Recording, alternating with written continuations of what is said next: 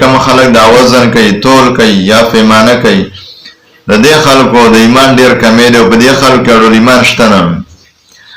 دا وزن کې کمی کول دا دومره یو بد عمل دی چې په دې باندې الله تبارک وتعالی د حضرت شعیب علیه السلام قوم ورکړو حدیث کې راځي ابن عباس رضی الله عنه فرمایي وای رسول الله چې کوم یو فیرا بازار ته وروته او خلکو په پیسو باندې خلکو را تول کاوه کجوري تللی نور د خوراکي شي نه تلل نبی علیہ الصلوۃ والسلام ته فرمایل اے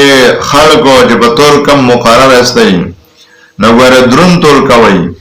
او چې کوم خلک په پیمانه باندې مقرر استئ نو پیمانه برابر کوي ځکه دا څه عمل دی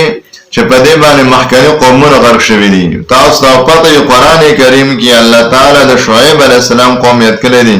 چې په هغه باندې ور باران وشو او لاړ ټول چې کوم د لاندې لتا شو نو چې څوک هم په تول مقرري دا خپل تول برابر کوي په تول کې د چل ول نه کوي